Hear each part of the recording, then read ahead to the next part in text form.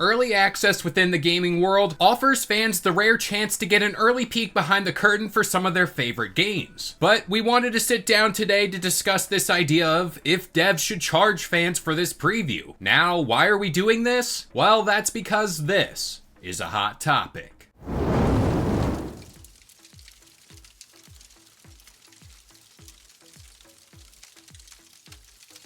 What's up, guys? This is Kalo, and normally I'm here to give you the lowdown on all things gaming, but we are back for yet another episode of Game Sandwich Hot Topic, and I'm joined by the one and only Dorian today. Why don't you say what's up? Hello, what's up, everybody? It is me, Dorian, the one and only, as Kalo just said. There is only one of me. I would hope so, anyway. I hope someone didn't clone me and didn't ask permission, but we'll never know. I'd be down to have a clone. I don't know, maybe an evil twin, kind of like that hero arc thing, you know? I like a good story in my life. But for today, I'm gonna rely on you to keep me on track. That is your task today. Because I'll credit that. There we go. Because this is a topic I am so wishy-washy about. This is very circumstantial. And that is, should devs charge for early access to games? Now, I'm going to say it right now. I think this is a thing where people should be given this chance to play a game early for free. I am very much a proponent of, this is going to sound so pretentious, but we as the consumer or the gamers are doing them a service by playing their game early, getting in, kind of putting their servers to the test, because we all know servers never last day one. And yeah, in a world, there are jobs for game testers. That's an actual thing you could apply for and be. It sounds like the life. But yeah, I'm a big believer in, this doesn't apply to just games, just in life. You got to get your hands on it. You got to get in there, first person experience, do that. But yeah, I think this should be free. I will take the opposite side of that for one reason I can think of immediately. And isn't that what playtests are for? Isn't that what an alpha build is for, or a beta build, or something like that? We want to talk about a most recent release, Hades 2. Just before Hades 2 hit early access, where they charge, I think it's $39.29. Quote me on that. But they did a test beforehand that was completely free. I think it was only a certain amount of people could play it or whatever, but you still had access to it in a big chunk of the game, if I remember correctly, or at least the first boss. You could play it up to a handful of times. I think that is a good route that developers should go, because it shows you what you're able to play. It shows you what the game's going to look like. May not be the final piece, but it is, that point of, hey, check out our game, check out what we're working on. Hades may not be the best example because Supergiant Games is incredible and everybody loved it, but there's another game I'm thinking of. I think it's Ink Realm or Inkwell or something. Steam, they just did another beta test, alpha test, where you can come play for free. And that's kind of pushing to if they do early access, you've seen what the game is like. This is kind of like that. Here's the popsicle. You can have a few licks, but then we'll take it away. Come back later.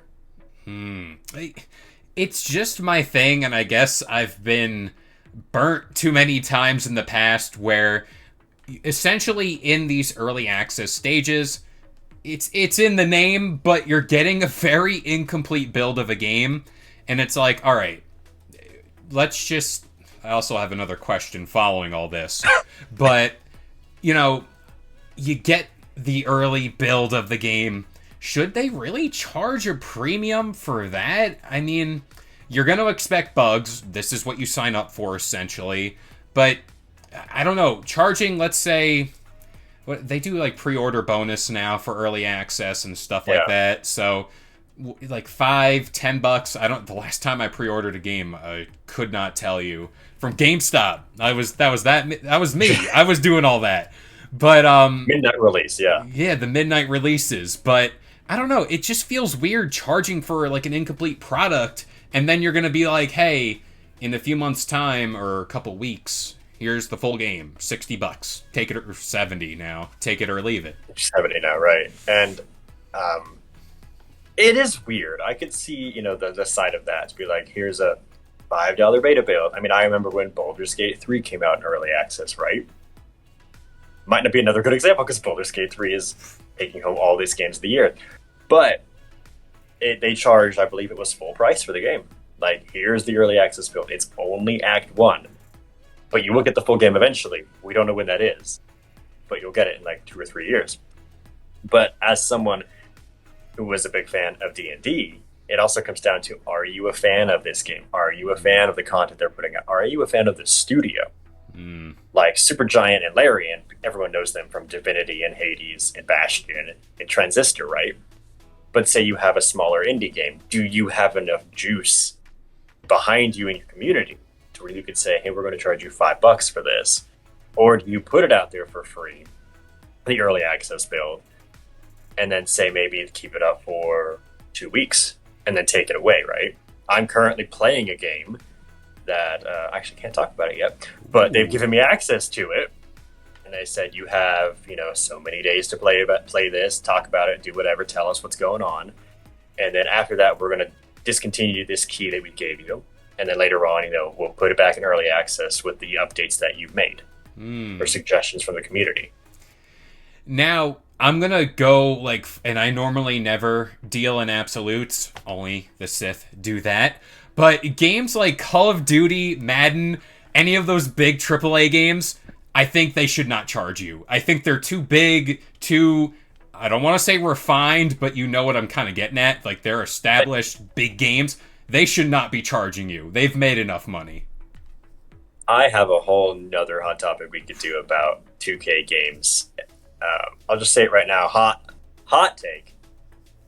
I don't think that 2K should release a new game every year. I think they should update the previous games, the latest tech they've got, and move on. We're right there. Like we've always said, every single time we do a show together, are we the same person? That has been a sentiment I stuck to this whole time in gaming.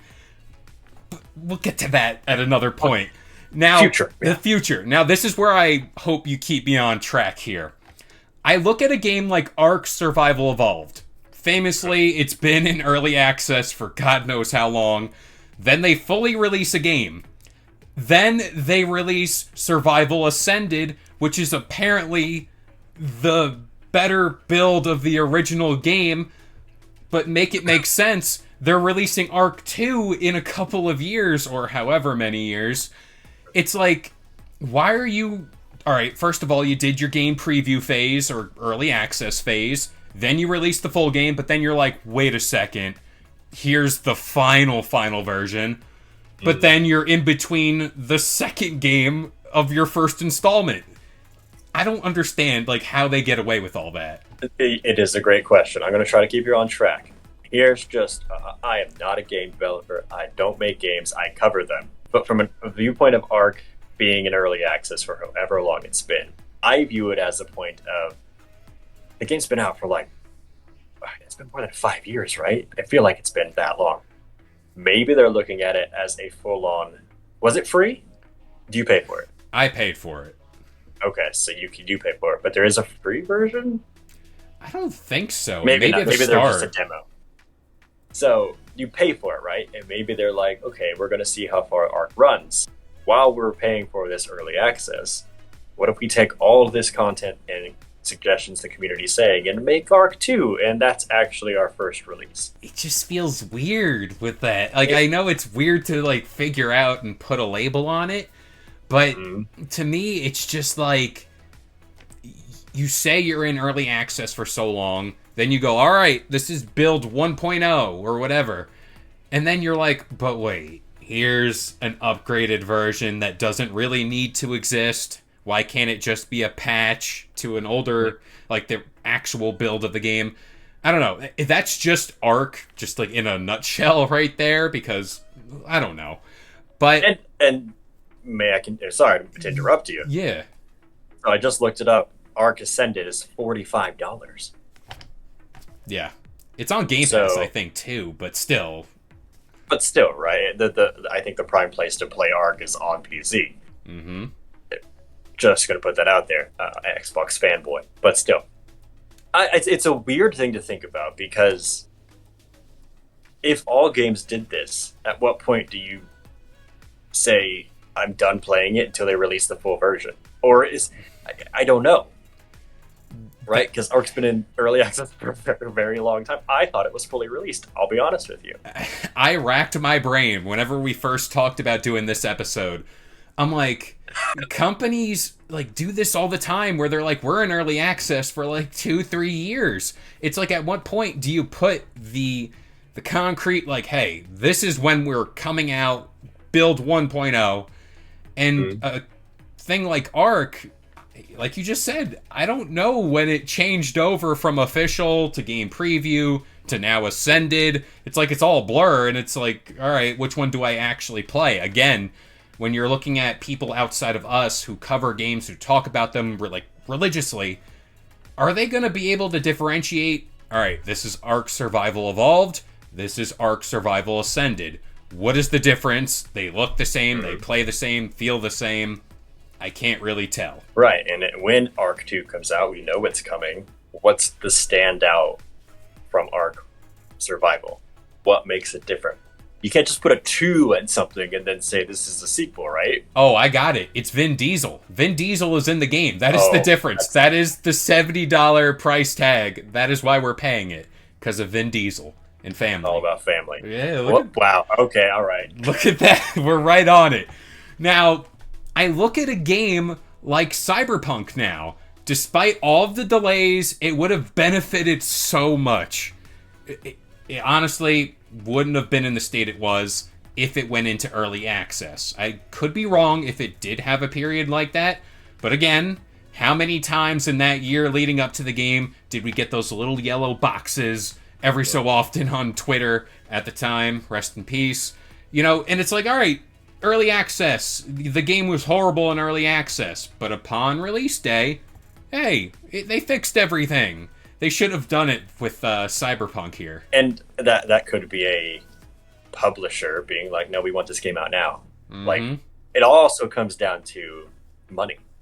You know, publishers have dates. They got people above them. And we're like, we need to push this out now. We've been talking about Cyberpunk for years. All these yellow boxes going out. That sends a signal to the publisher or the CEOs, the C-suites, and say, they know we need to push this game out now, no matter what state it's in. Because sometimes they may not even know. These people that want to push these games out, they're literally there just to publish a game. Mm-hmm. They're not there developing, creating like all these developers do.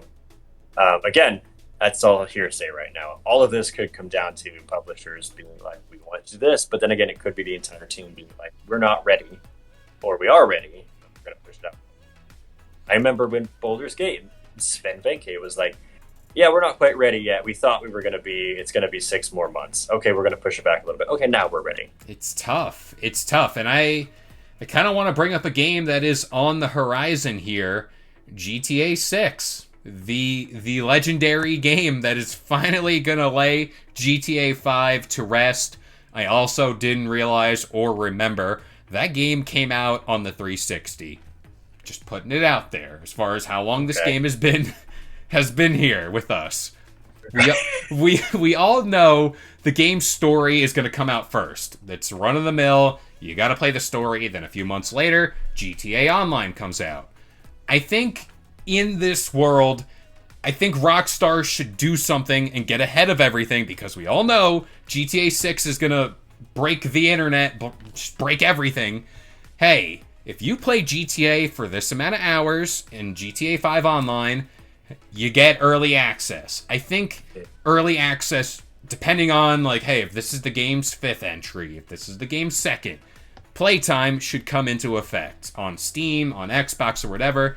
Like, they do Rockstar Plus or Rockstar whatever, Social Club. Tie it through that. Give the people who put hours into this game, know your game, how it operates. Give them the chance to play test for you, point out the differences that could be made there, and put your servers to the test. I think we are in 2025, at least at the time of that release. Servers should at least not die like in the first hour of release. So that's an interesting point. I've never considered that. So I don't know if any game's ever done that, where you have like 6,000 hour playtime where the developers go, okay, you can have early access because you've devoted so much of your life to this game. There might be a game, I can't think of any off the top of my head. It's not a bad idea. But then it comes down to it. If you get early access and you devoted that much time, when the game fully releases, you still have to pay for it. I think Rockstar would want to pay, have people pay for it. Oh yeah, they're going to want to milk that dry. Exactly. Yeah, I that's a good example of a game. My thoughts about the series, I will not say them here, but they are quite shocking, actually. So. Oh, controversial takes. We need them. I'm not a fan. Hey, I'm not a fan. Hey, to each their own in the gaming world. I didn't like Red Dead either, so. Oh, right in the heart. Right in the heart. That was a good one for me. The only Rockstar game I've ever liked is Noir, LA Noir. LA Noir. That's a deep cut. That was a good game. That is a deep cut. I also could not tell who was lying and telling the truth in that game. That's a problem for another day. That's another day. But back to the Rockstar and Red Dead, not Red Dead. GTA 6, right? I think it's a game people are going to pick up no matter what. I think literally anyone would pay any price for that. Mm-hmm. Whether they go, I think they would pay $200 to jump into early access. Oh yeah, it's such a big game. I can appreciate Rockstar for what they've done. My feelings aside, if you charge $60 for early access, you're going to get the viewers, you're going to get the players. But I think it's a good idea to, if you devoted 6,000 hours, because I'm sure there are people have it. The game's been out since Xbox 360. So crazy. I have real quick. I have a poster right above my PC here that has the original release date for GTA 5, and then I have another poster that has the pushed back release date. So I have a little piece of gaming history. I should definitely frame that stuff, but again, problems for another day. Gotta post a picture of that one day. Oh, for sure. This reminds me. Can I go off script here? Yeah, sure. So, say Bethesda updated Skyrim again, released it for, I don't know, say your cell phone. Is it out on cell phone? I don't think so. Or something like that. Or they had an early build of Elder Scrolls 6 available. Do you think they charge for early access, or do you think they do early access at all? I think this is the trend I've seen, like when I did research for this topic. It's not really the single player games that get this early access. It's always the multiplayer because there's more working parts there. True. But I do think with how ambitious these games are getting, they should learn from Cyberpunk. Test these games in the general public before you release them. Xbox especially now, and this has been talked about on the channel for God knows how long now, they're in a bad spot. And let's just say, all right, they release Indiana Jones, they release whatever other games they got planned, Hellblade 2 is coming up. Elder Scrolls 6 is the game for them, or one of the games for them. I think with that game specifically, and the next Halo, Gears, what have you, they should definitely consider that. They should 100%, whether they charge or keep it for free, I honestly don't know, but I do think there should be a playtest period. Bethesda games, specifically, are prime candidates for bugs, glitches, whatever have you. That's what I was looking for. Yep. It all leads to that. Fallout 76. We can talk about its launch and how it went, and how it is now. Million people playing it, right? That has to do with the show and everything, but they did fix it. They did release a lot of new stuff, and it's actually really great, and I love enjoying my time in the wasteland. Morrowind, when it released, that's a bit of an older thing. They couldn't really update it at the time, but it had its glitches. Oblivion had a lot of problems, but it has its place in fans' list. Skyrim also released upteenth times, right? Got but 5 they all of them. had their problems. I got 5 copies. I don't know how, but I got 5. Yep. Yeah, I don't know. I think we might be moving into that era of early access for single player, if definitely not multiplayer. All of multiplayer games, I think, that little special oomph, because if you have a game like Fortnite, the most popular multiplayer game in existence, I don't know if that had early access. That game changed so much from when they first talked about it to where it is now. So I don't know. I'm. It's an interesting debate to have. That's why we do this show. And, pending any closing points from you, if you got anything else to say. Well, I want to see where you're at because I believe at the beginning of this you were on board for early access. You want more of it. Yeah, I still am, only for the fact that games, no matter what they are, and I can pull names out of the hat here: Jedi Survivor, what's the Assassin's Creed Syndicate, Unity, the one with the Unity was the multiplayer, but like with the face, the eyes, and the teeth glitch. I think it was Unity. Yes, that was Unity. Yes. Assassin's Creed Unity, Cyberpunk. Let's throw in Starfield because that had problems. Any and all games releasing nowadays have problems at launch. How it makes it through quality assurance, the playtesting that they do prior to all this, I honestly have no clue. There's definitely someone out there who does the programming, the ones and zeros, all that stuff. They know far more than me. I don't know how it makes it through that, but that's just me. I'm a talking head on the internet. I think there should be more of this. I think it should be out in the public, not within these studios. I mean, still do it there, but hey, give it to the public. Even if you do the playtest and everything goes wrong, all right, you know what? Release date got pushed back a month or two. What's that quote from, I want to say it's Miyamoto, you can release a bad game, yes, or something like that, and it lives forever, or a good game and it lives forever. That's the quote to live by. Exactly, yeah. I have one closing remark. I just remembered one of the most recent games that had some early access issues. I guess it was beta testing, more or less. We can get into the reads of what is early access, what is beta testing, what is an alpha test, are they related, are they the same, and what is the difference between them all. I think early access comes down to you pay to get into the early build that we're building. And playtesting is, hey, we're going to release this for free, check it out, see what we can do, and then we'll take the code away from you. But where I'm going with this is XDefiant.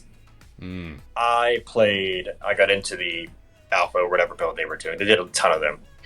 I had a really good time with the game.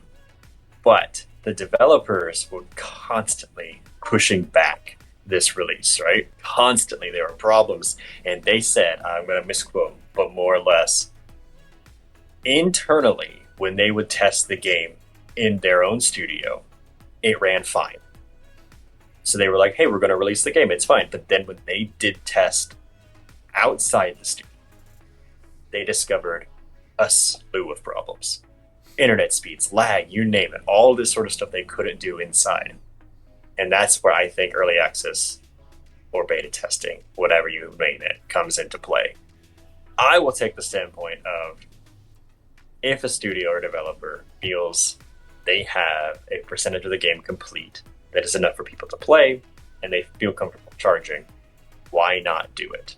It's then up to the consumer to be like, I'm on board, I'm going to wait. This whole thing, and I think this is just by the way of our recent history in games, especially nowadays, games release in such bad states. They can say this is the next Star Wars game, they can say this is the next Halo. I didn't even talk about Halo, how that released, or the trailer too.